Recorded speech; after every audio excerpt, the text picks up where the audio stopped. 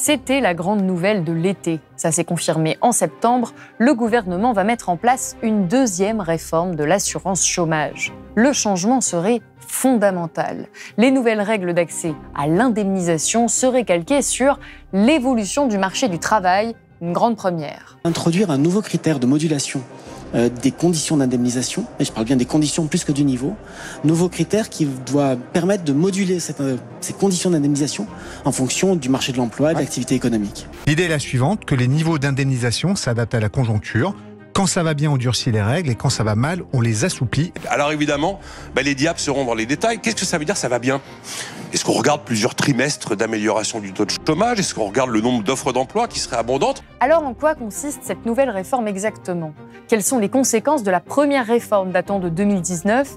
Y a-t-il vraiment une France des allocs ? Qui sont les assistés ? Et surtout, dans quel cadre s'inscrit cette énième réforme promue par Emmanuel Macron ? Que dit-elle de la politique du président ? Réponse tout de suite dans cette nouvelle émission pour Blast.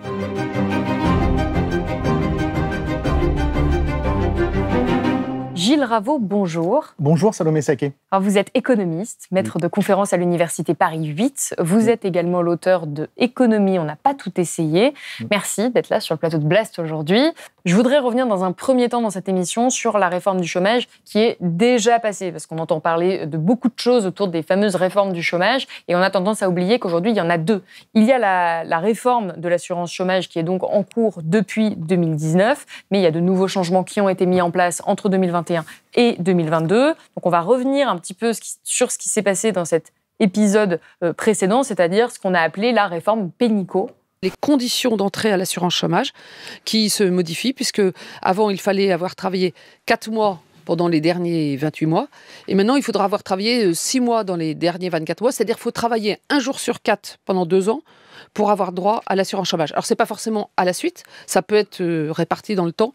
Donc, c'est ça qui change au 1er novembre. D'accord. Non, mais Là, règle. c'est plus dur. On est, même avec 6 mois, on est un des pays les plus généreux d'Europe. Cette réforme, elle a entraîné, entre autres, un nouveau calcul de l'allocation, un bonus-malus sur la contribution chômage et un changement de durée minimum du travail pour toucher l'assurance chômage. Aujourd'hui, il faut avoir travaillé au moins 6 mois contre 4 mois auparavant. Alors, cette réforme, elle a été lancée en 2019. Est-ce que vous pensez qu'on peut en faire un bilan aujourd'hui, en 2022 ? Alors, je vais vous répondre oui et non. Oui, c'est qu'il y a un indicateur qui a clairement évolué depuis 2019, c'est la part des personnes privées d'emploi qui reçoivent une allocation chômage. Cette part qui, pendant longtemps, était à peu près de la moitié, c'est-à-dire qu'il y avait un chômeur ou une chômeuse sur 2 qui touchait de l'argent, ce qui veut dire que donc, la moitié des personnes au chômage ne touchaient rien. Pourquoi ces personnes-là ne touchent pas d'argent ? Parce qu'en fait, il faut rappeler il faut revenir au sens des mots, c'est que l'assurance chômage, c'est une assurance. Il faut d'abord préciser que ça n'a rien à voir avec l'État. Ça n'a rien à voir avec l'État. Ça relève en fait de la logique de la sécurité sociale telle qu'elle a été créée en 1945, c'est-à-dire qui n'est pas universelle en France. La sécurité sociale n'est pas universelle en France. Pour avoir des droits sociaux, il faut cotiser, il faut travailler. La seule façon d'avoir des droits sociaux en France, c'est soit vous travaillez, soit vous êtes l'enfant de quelqu'un qui travaille, soit vous êtes le mari ou l'épouse de quelqu'un qui travaille, soit vous avez travaillé avant et donc là, vous êtes retraité. Mais la protection sociale en France, contrairement à d'autres pays comme par exemple la Suède, n'est pas universelle, ça n'est pas vrai.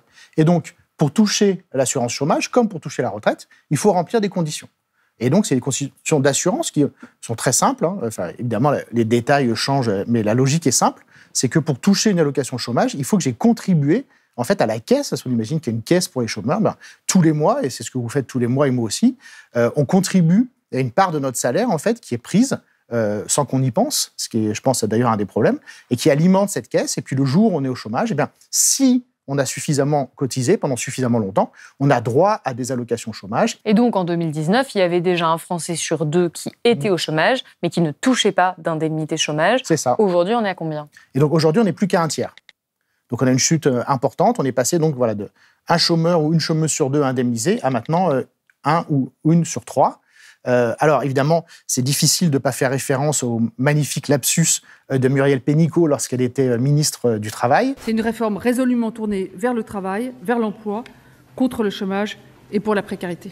Tout était dit. Quand on regarde l'exposé des motifs de la loi qui est discutée actuellement pour changer, donc pour la nouvelle réforme de l'assurance chômage, il est clairement indiqué qu'il y a une absence de recul quant à l'effet en fait, des nouvelles règles introduites en 2019 pour des raisons faciles à comprendre. Déjà, c'est des mesures qui, de toute façon, mettent des mois, si ce n'est des années, à vraiment être concernées, puisque entre le moment où les décrets sont parus, le changement des règles, heureusement, n'affecte pas immédiatement les gens qui sont au chômage. Ça concerne en fait les nouvelles personnes qui sont au chômage, donc on voit bien que ça met au moins 1 ou 2 ans à être complètement mis en œuvre. Et pendant ce temps-là, il y a eu le Covid, donc c'est une période très exceptionnelle. Oui. Et donc, le fait qu'il y ait moins d'indemnités, on ne peut pas forcément le lier à cette réforme de l'assurance chômage. Je pense que c'est quand même la principale explication. Mais ce qui est sûr, en tout cas, c'est qu'à l'heure actuelle, il n'y a aucune étude, ni de la part de Pôle emploi, qui va devenir France Travail, ni de la part des universitaires sur les effets de la réforme Pénicaud. Il n'y en a aucune. Et ce qui est génial, c'est que dans Le Parisien, Olivier Dussopt, ministre du Travail, nous dit qu'il veut poursuivre les effets positifs de la réforme Pénicaud. Donc, il y a une seule personne en France qui connaît les effets de cette réforme et qui sait qu'ils sont positifs, c'est le ministre du Travail, parce qu'il est évidemment plus intelligent que tout le monde.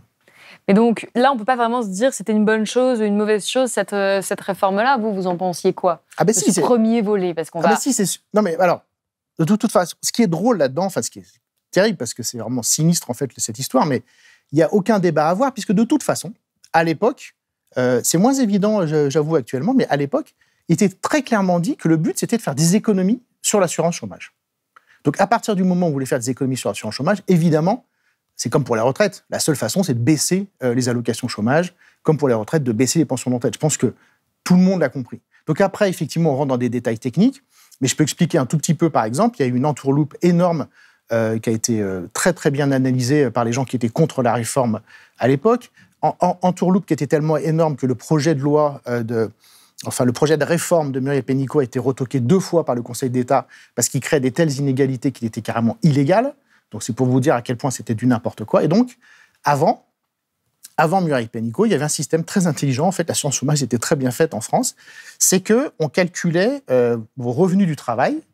Il faut faire une moyenne, évidemment. Et donc, il y a des gens, ils peuvent penser c'est simple, la moyenne sur salariés. Mais il y a des gens qui travaillent certains jours, qui ne travaillent pas d'autres, et dont les revenus varient énormément d'une journée à l'autre, dans plein de métiers, de la création, ou si vous êtes intérimaire dans l'industrie, etc. Et donc, Muriel Pénicaud, elle a introduit un mécanisme très pervers, c'est qu'on calcule désormais ce que vous gagnez sur l'ensemble de la période qui précède le moment où, comme on disait avant, vous tombez au chômage. Et donc, on fait la moyenne par exemple, sur 3 mois, en comptant les jours où vous avez travaillé, mais aussi les jours où vous n'avez pas travaillé. Donc, un jour où vous n'avez pas travaillé, votre revenu, c'est 0. Mettons que le lendemain, vous avez travaillé, vous avez gagné 80 €. Eh bien, avant, on considérait que le salaire, ce qu'on appelle le salaire journalier de référence, c'était 80 €. Eh bien, maintenant, on fait la moyenne de 80 € et de 0 €. Et donc, on va dire votre salaire, c'est 40 €. Et donc, évidemment, votre allocation chômage, maintenant, va être calculée à partir de cette référence de 40 € et pas de 80 €. Et donc, évidemment, vous allez avoir une allocation qui va être beaucoup plus faible. Et vous le disiez, l'objectif quand même de cette première réforme du chômage, pour qu'on finisse avec ce sujet-là, c'était de faire des économies. Est-ce que ça a fonctionné? Est-ce qu'on sait s'il y a des économies qui ont été faites globalement grâce à cette réforme du chômage? Vu que le nombre de chômeurs indemnisés a baissé, oui. Mais en fait, c'est ce que je trouve triste dans la période actuelle. C'est très facile de taper sur les chômeurs. C'est très facile de diminuer l'allocation chômage, surtout qu'il y a un bruit qui monte depuis des années sur l'assistanat, sur la désignation un peu à la vindicte populaire des chômeurs. Il y a une grande responsabilité, ou une grande irresponsabilité de beaucoup de dirigeants politiques de ce point de vue-là. L'assistanat n'a pas sa place. Les efforts sont toujours pour les mêmes, et de l'autre côté, vous laissez exploser l'assistanat. Protéger les plus faibles, ce n'est pas les transformer en mineurs incapables, en assistés permanents de l'État, de ses mécanismes de vérification et de contrôle, c'est de leur redonner, et à eux seuls, les moyens de peser efficacement sur leur destin. Il y aurait une partie de la population qui ferait tout pour être justement au chômage, pour ne pas travailler, et le chômage serait un choix. C'est pour ça qu'il faudrait mettre en place des réformes qui restreindraient l'accès à ces indemnités pour finalement faire un sort assez profiteur. Vous, qu'est-ce que vous pensez de ça ? Moi, j'en pense que c'est compliqué et que ça mériterait une discussion intelligente et pas du tout simpliste comme elle est menée par beaucoup de dirigeants politiques actuels. Si on veut avoir quelques éléments de réflexion, donc le premier, c'est de rappeler, comme je l'ai fait, que l'assurance chômage, vous l'avez que si vous avez cotisé. La deuxième chose qu'on peut rappeler, c'est si on regarde l'ensemble des dépenses de protection sociale en France, où va l'argent, qui est notre argent, encore une fois, qui est l'argent des salariés, l'argent des gens qui travaillent. Où va l'argent ? Eh bien, les plus grandes masses, et de loin, c'est les retraites, d'où la réforme des retraites, et c'est la santé. C'est-à-dire que les retraites, c'est presque la moitié de nos dépenses de protection sociale, c'est 45%, et la santé, je crois que c'est 34%. Donc avec les deux, on est quasiment à 80% des dépenses de protection sociale. Le chômage, c'est 10%. Donc là, on s'excite sur 10% de nos dépenses de protection sociale. Est-ce que c'est intelligent? Je ne crois pas. Et si on veut, et si on voulait, mais on voit bien que ce projet a été totalement abandonné, c'est assez en quelques années, avoir une main-d'œuvre performante, en fait, il faudrait mettre en place des politiques en direction des chômeurs qui soient intelligentes, simplement. Et qu'est-ce que c'est que des mesures intelligentes? C'est que, par exemple, être conseiller Pôle emploi, c'est un travail extrêmement difficile. Extrêmement difficile. Oui. Vous devez connaître l'état, comme on dit, du marché du travail local. Vous devez évidemment connaître les chômeurs avec qui vous avez affaire. Vous devez connaître les possibilités de financement, de formation. C'est un travail extrêmement complexe. Est-ce qu'on a entendu une seule fois le gouvernement nous parler des travailleurs de Pôle emploi, de la difficulté de leur travail, de l'importance que ces gens-là soient bien recrutés, bien formés, soutenus par des systèmes informatiques et autres qui leur permettent de bien faire leur travail? Non. Pourquoi? Parce que le gouvernement ne s'intéresse pas du tout à la situation des chômeurs. Et ce qui est très étonnant chez Emmanuel Macron, qui nous était présenté, le fameux Mozart de la finance, c'est que, moi, il se trouve que j'ai travaillé pendant ma thèse sur ce sujet-là, il y a un consensus des économistes qui date du début des années 2000, qui est de dire que c'est très important pour l'efficacité économique, pour la stricte efficacité économique, et ça n'a rien à voir avec la justice sociale, d'avoir un système d'assurance chômage qui est performant. Et qu'est-ce que c'est qu'un système d'assurance chômage performant? Eh bien, en fait, on le sait très bien, c'est celui qui est mis en place dans les pays nordiques, qui fonctionne avec des allocations chômage qui sont élevées, c'est-à-dire en gros 80% de votre ancien salaire, qui sont versées pendant une durée limitée, c'est-à-dire quelques mois, 1 an maximum, et vous avez effectivement des conseillers emploi nombreux, très bien formés, et qui sont très durs avec vous. C'est un système qui est très dur. C'est-à-dire que, par exemple, si on constate que vous êtes dans un secteur industriel qui ne fonctionne plus, eh ben, on vous impose de faire une formation dans un système complètement différent.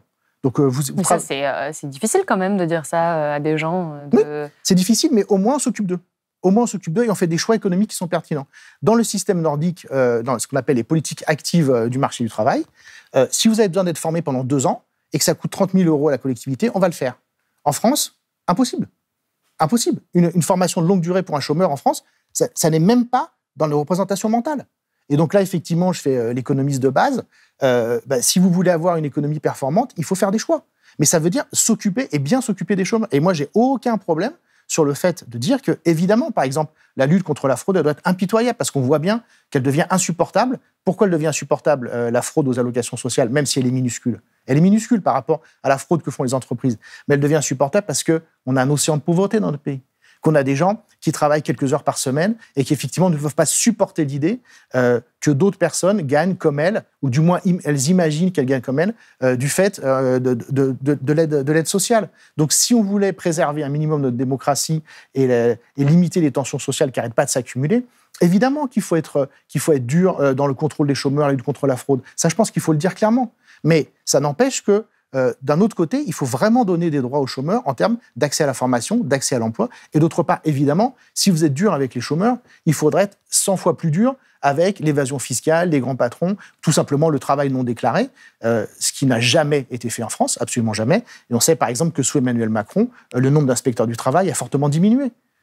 Puisqu'on est sur les gens, entre guillemets, qui profiteraient du système, parce que c'est vraiment l'un des grands arguments des responsables politiques. Le résultat, c'était de dire, du coup, on réduit les indemnités pour tout le monde, notamment via un argument qui consistait à accabler un petit peu les saisonniers. Il y avait cette idée c'est des gens qui travaillent 3-4 mois, enfin 4 mois en l'occurrence, pour se faire un peu d'argent, et après, hop, ils font exprès, entre guillemets, de se mettre au chômage pour profiter de ce système. Ça a été un des grands arguments.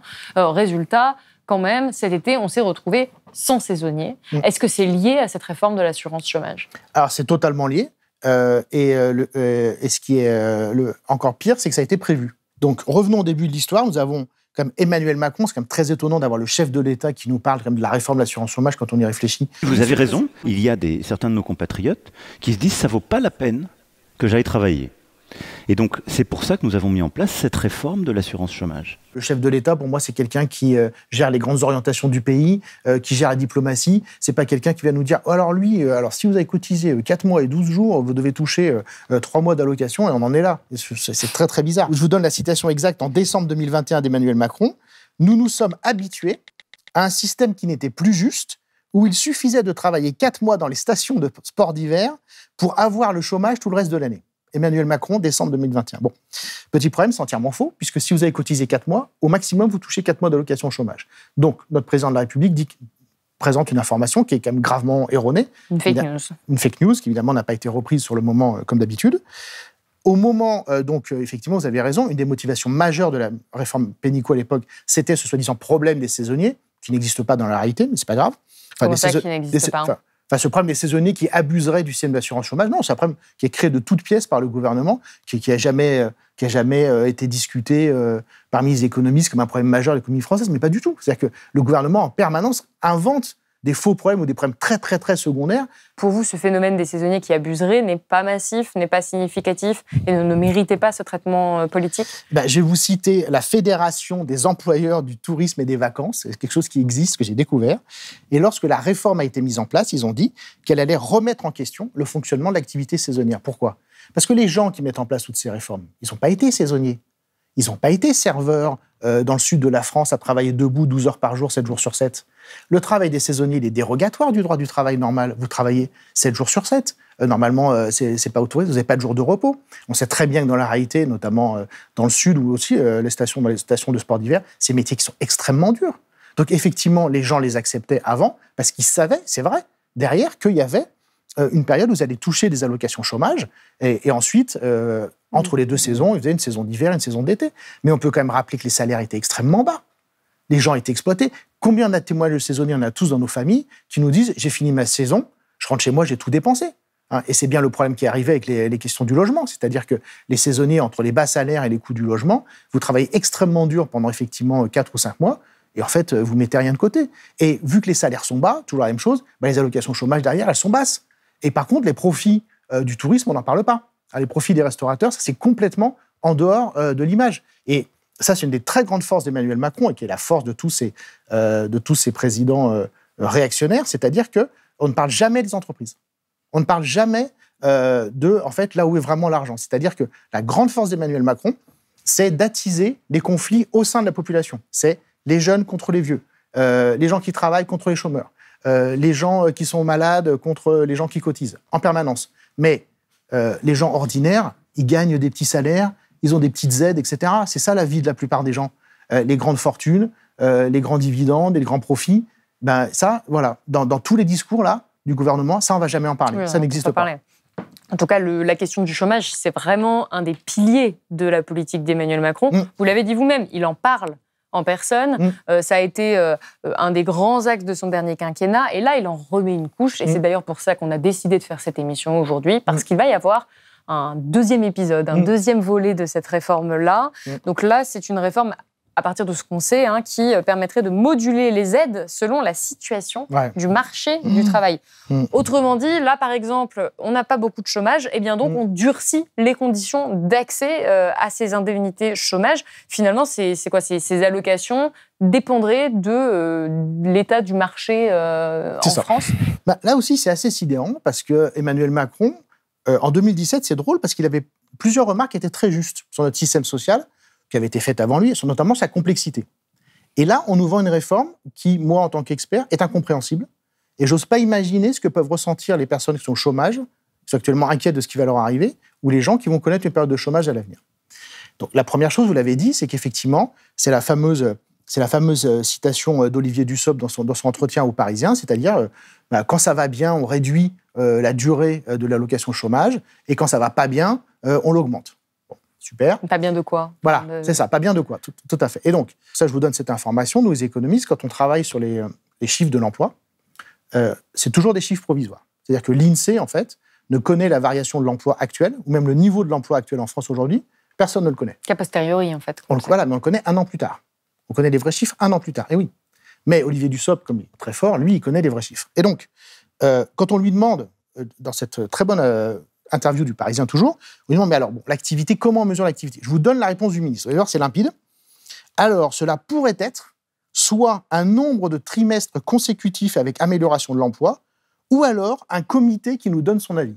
Donc là, ce dont il s'agit, c'est que la durée d'indemnisation du chômage, qui a des conséquences énormes pour les personnes concernées, savoir comment mener votre vie si vous avez, je ne sais pas, 800 € d'allocation chômage qui tombent tous les mois, savoir si vous la touchez pendant 3 mois ou 5 mois, c'est énorme pour vous. Enfin, je veux dire, c'est une différence qui est colossale. Eh bien, cette durée-là, elle va dépendre donc d'un calcul par des statisticiens d'un certain nombre de trimestres consécutifs, ou alors il y aura un comité qui va donner son avis, rempli de gens, grassement payés, avec nos impôts, etc., qui n'ont jamais connu le chômage, et qui, avec leurs petits calculs savants, vont décider de la vie quotidienne des gens qui sont parmi comme les plus fragiles d'entre nous.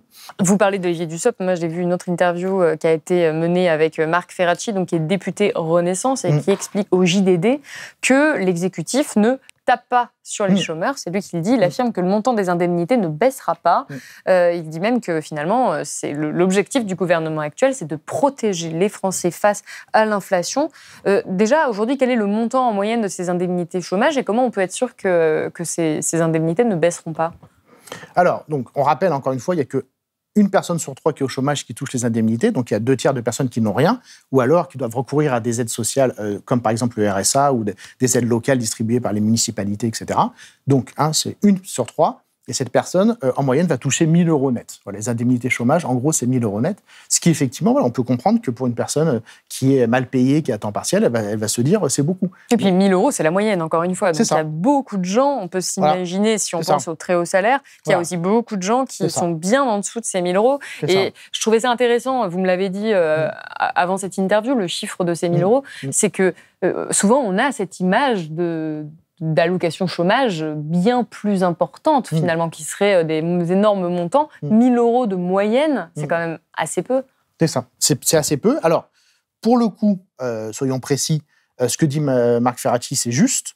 C'est-à-dire qu'effectivement, et en fait, c'est la différence avec la réforme Pénicaud. Donc, on a vu que la réforme Pénicaud avait bien pour but, en changeant avec toute cette usine à gaz du changement du mode de calcul, elle avait pour but de diminuer les indemnités chômage, et c'est ce qu'elle a fait.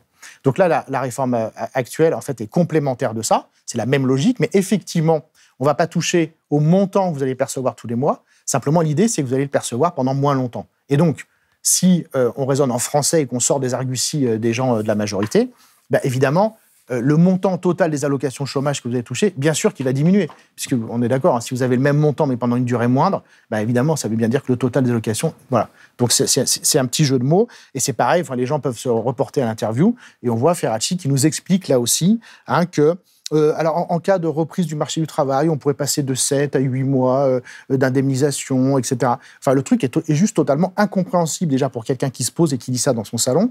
Et donc, je me dis, comment ça se passe dans la pratique? C'est-à-dire que les chômeurs reçoivent une lettre, disent, vous savez quoi, ça a repris l'emploi de ouf, et donc, vous deviez toucher le chômage pendant 5 mois, maintenant ça va être 3. Enfin, vous voyez de quoi on parle? Ce qui me pose vraiment problème avec Emmanuel Macron depuis le début, mais je pense que c'est une espèce de mélange parfait du banquier d'affaires et du haut fonctionnaire, c'est qu'il est complètement... il a une haine de l'État.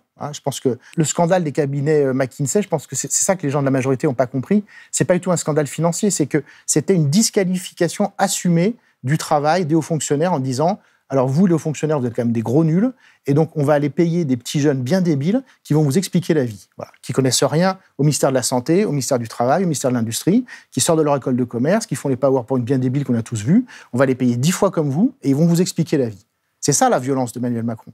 Et quand vous regardez ce qu'a fait Emmanuel Macron dans le domaine économique depuis qu'il est ministre de l'économie, donc ça commence à faire maintenant, il est obsédé par l'État. C'est-à-dire que Emmanuel Macron, il passe son temps à touiller ce qu'on appelle, nous, économistes, le système socio-fiscal. Que je te baisse les impôts sur le riche, que je te baisse les retraites, que je te baisse les allocations chômage. Et c'est quoi les problèmes de l'économie française? Le premier problème, tout le monde le sait, c'est la désindustrialisation. Qu'est-ce qu'on fait par rapport à ça? On n'a rien fait. On n'en parle pas. Pourquoi? Parce que c'est difficile. Parce que baisser les allocations chômage, mais baisser les retraites, c'est facile. Et pourquoi? Donc c'est de la politique? C'est quoi? Il fait ça parce que c'est plus populaire? Parce que c'est pas populaire de baisser le chômage et de baisser... je veux dire, c'est quand même pas si populaire que ça. Alors, je pense qu'il y a plusieurs lectures qui sont possibles et qui sont assez complémentaires. Une première lecture, c'est que c'est très frappant quand vous voyez la façon dont gouverne Emmanuel Macron dans le domaine économique. C'est qu'en fait, pardon, je vais être très violent, il n'en a strictement rien à faire de vous, de moi ou de tous les gens qui sont en France. Ces messages sont en permanence dirigés vers la communauté financière internationale. C'est ces fameux sommets « Choose France », « Choisissez la France », qui fait tous les ans avec le sommet de Davos. C'est tout le discours sur l'attractivité. Et c'est ça, là, si on est vraiment sérieux et très rigoureux, c'est ça la cohérence de son programme économique avec les très fortes baisses d'impôts sur les entreprises, sur les très hauts revenus. Il a beaucoup insisté, même si c'était là aussi complètement faux, sur la taxation, l'ISF, qui faisait partir les Français quittent le pied par millions avec l'ISF. Bon, il n'y a jamais eu aucun espèce de départ lié à l'ISF. Il n'y a aucun chiffre là-dessus qui permet de l'étayer. Mais Emmanuel Macron, il savait, voilà. Et donc, il est en permanence, si vous voulez, dans sa tête. Et ça, je pense qu'il faut vraiment se le mettre, bien le mémoriser. Voilà, il est en permanence obsédé par qu'est-ce que la communauté internationale financière va penser de la France. Voilà. Donc, il faut être attractif. Et donc, quand il casse les droits des chômeurs, quand il casse les droits des retraités, c'est pour montrer qu'il est capable d'être dur, c'est pour montrer qu'il est capable de réduire les déficits sociaux. Et voilà, tout ça, c'est la première explication. La deuxième explication, c'est que pour connaître très bien les modèles économiques sur la tête d'Emmanuel Macron, qui sont ceux que j'ai étudiés, qui sont ceux que j'enseigne depuis des années, il arrive, et je sais que c'est absolument incroyable, mais je peux vous le dire, c'est la réalité, c'est qu'en fait, il y a deux cases dans la tête d'Emmanuel Macron. Quand il diminue très fortement le coût du travail pour les entreprises, c'est lui qui a créé le CICE, le crédit d'impôt compétitivité emploi, sous François Hollande. Dont on a démontré l'inefficacité à de très nombreuses reprises, y compris des organes qui appartiennent à l'État, qui ont démontré que c'était vraiment un fiasco, cette réforme. Et rien que ça nous coûte, en gros, 20 ou 30 milliards d'euros par an. Oui. C'est des sommes complètement folles. Mais quand il fait ça, pour lui, si vous voulez, on pourrait dire c'est du bon déficit. Vous voyez, c'est du bon déficit, c'est du déficit goût chocolat. Ouais. Mais par contre, les retraites, le chômage, la santé, ça, c'est du mauvais déficit. Vous voyez, ça pique la langue, c'est pas agréable. Et donc, ce qui est prodigieux, c'est cet homme qui a pillé l'État comme personne en France en temps de paix. Vous n'avez pas l'impression d'exagérer, quand même, piller l'État? Non, je comprends absolument pas qu'il y ait aussi peu de journalistes économiques et même d'économistes qui le disent. Il suffit de regarder les chiffres, c'est très facile à faire. Si vous mettez ensemble toutes les réformes revendiquées par Emmanuel Macron, de baisse de fiscalité du capital, de baisse de l'impôt sur les sociétés, de baisse du coût du travail avec le CICE qui a ensuite été converti en baisse de cotisation sociale. CICE qu'il a fait quand il était ministre. Oui, mais ensuite qu'il a prolongé quand il était évidemment président de la République. Si vous mettez toutes ces baisses d'impôts, transformation de l'ISF en impôt sur la fortune immobilière, on parle ici de centaines de milliards d'euros qui ont été perdus par l'État à cause d'Emmanuel Macron au cours des dernières années, de centaines de milliards d'euros. Je vous redonne juste un exemple. La semaine dernière, Bruno Le Maire a fait cette annonce simultanée absolument incroyable. Donc le gouvernement renonce au chèque alimentaire qui devait être versé aux familles pauvres à la rentrée. Tout le monde a déjà oublié. Au printemps dernier, Emmanuel Macron lui-même disait ce chèque alimentaire, il est indispensable. D'accord ?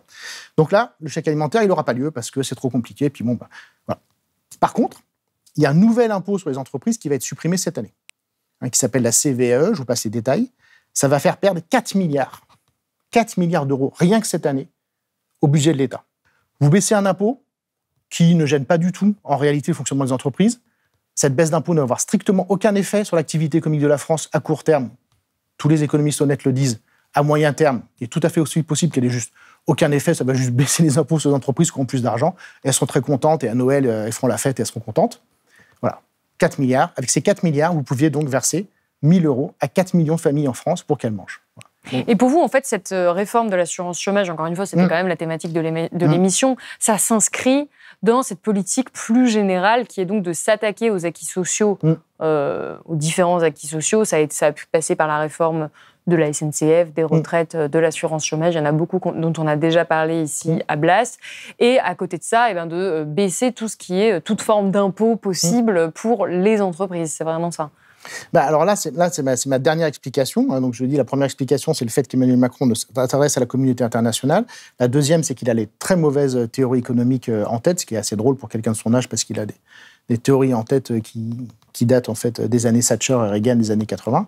Et la troisième explication, c'est qu'effectivement, il a évidemment d'énormes qualités, cet homme, et s'il en a bien une, c'est que c'est un génie de la stratégie politique. Et donc, en fait, Emmanuel Macron, qu'est-ce qu'il fait ? Il regarde quel est son électorat. C'est un électorat, en fait, qui est très loin de la réalité du monde du travail ordinaire. D'abord parce que c'est les retraités. Vous êtes retraité, vous ne travaillez plus. Ou alors, ce sont des gens qui soit sont cadres, soit sont profession libérale. Et donc, qui ne connaissent pas du tout la réalité de la vie des employés et des ouvriers.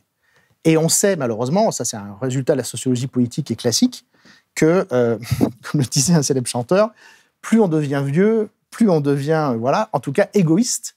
C'est-à-dire que vous avez de moins en moins envie de partager quand vous vieillissez, alors qu'on pourrait penser que ça pourrait être l'inverse. Attendez, ça, c'est des accusations un peu portées comme ça. On ne peut pas dire que les vieux ne veulent pas partager moins que les jeunes. Ah ben si. Sur quoi on se base pour Alors, ça? je vous répondrai de ouf, comme disent les jeunes. Non, si, si vous voulez, c'est comme on sait que plus vous êtes riche, plus vous votez à droite. Il y a un effet propre de l'âge, c'est-à-dire que plus vous vieillissez, plus vous votez à droite, plus vous êtes conservateur. Aussi, par exemple, plus vous êtes propriétaire de votre logement, plus vous votez à droite. C'est par exemple pour ça que Margaret Thatcher avait très fortement encouragé l'achat des logements sociaux par les locataires au Royaume-Uni, parce qu'elle savait qu'une fois que vous devenez propriétaire, vous avez quelque chose à perdre, vous avez peur des mouvements sociaux et vous devenez conservateur. Vous voulez conserver ce que vous avez, donc vous ne voulez pas partager. Donc si, ça c'est très établi. Alors, c'est lié à quoi? Au fait que les personnes plus âgées donc votent plus à droite, donc votent Macron, c'est parce qu'elles possèdent plus de patrimoine?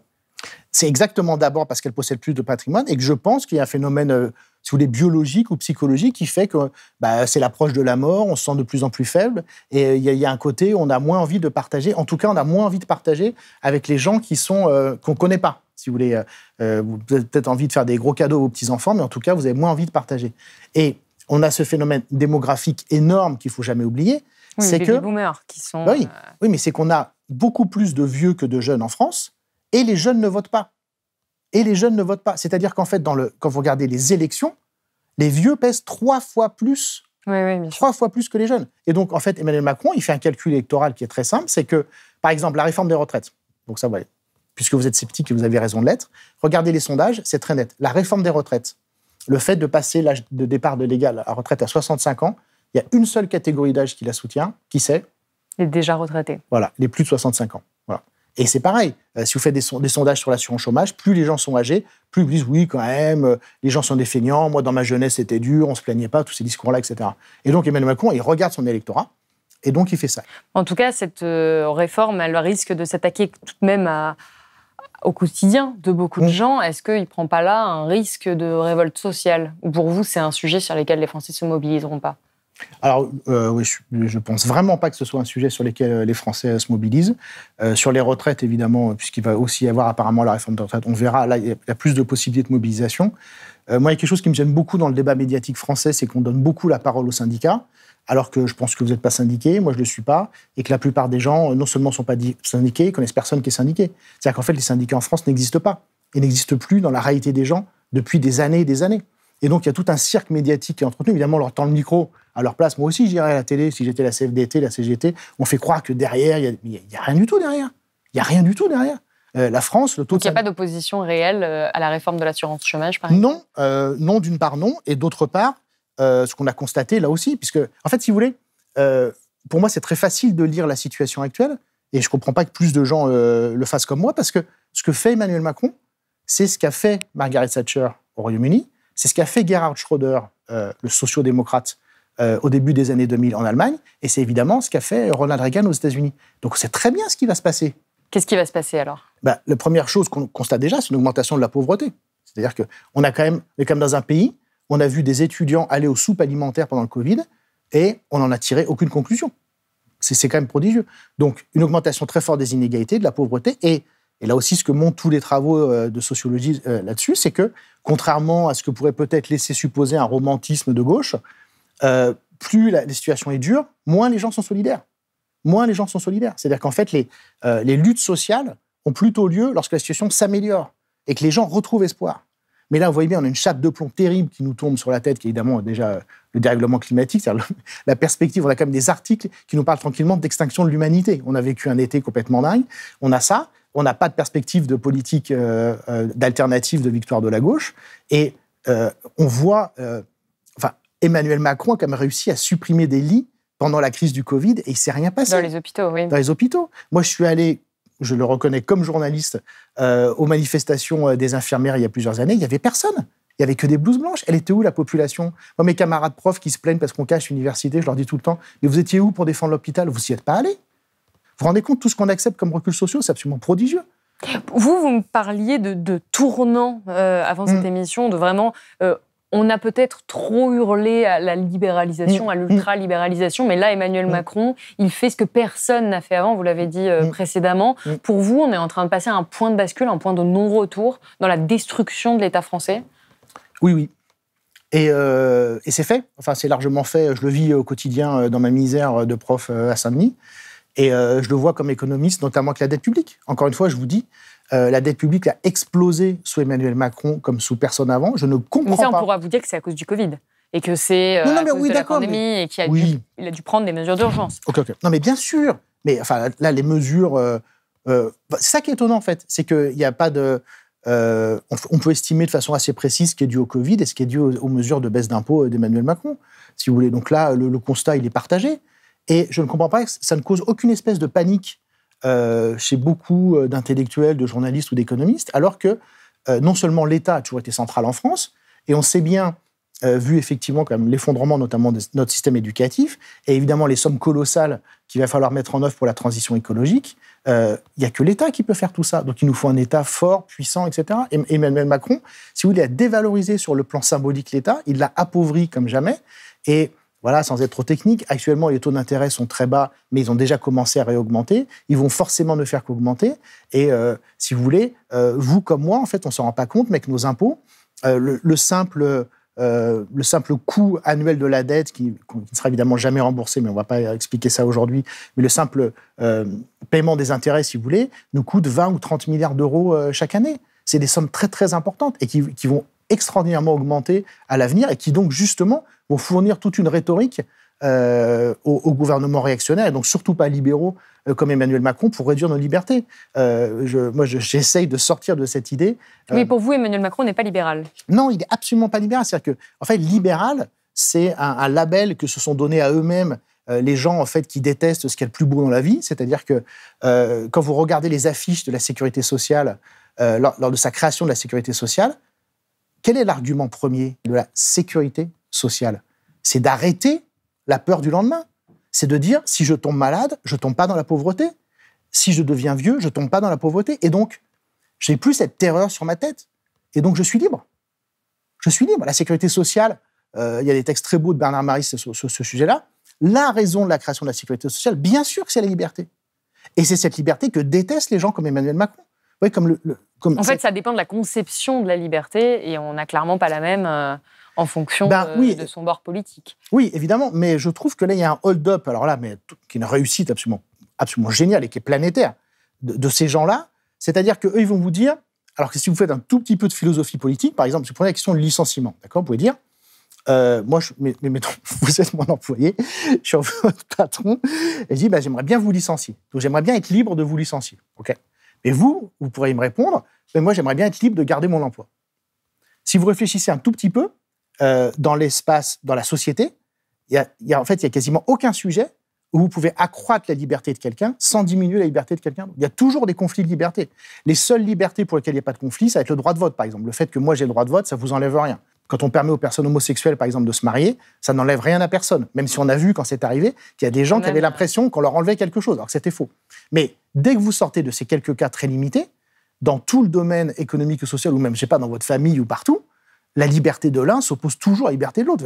C'est un truc archi basique, c'est cours de première année de philosophie politique. Et donc, la force de ces mouvements-là, qui ont vraiment emporté les meilleurs esprits de la planète depuis des décennies, c'est de dire, ah oui, en fait, c'est ultra important. C'est une question, vous voyez, quasiment morale pour les entreprises d'avoir le droit de faire ce qu'elles veulent, de délocaliser du jour au lendemain, etc., de jouer avec la vie des gens. Et de détruire la planète. Et de détruire la planète, ça, c'est une liberté fondamentale.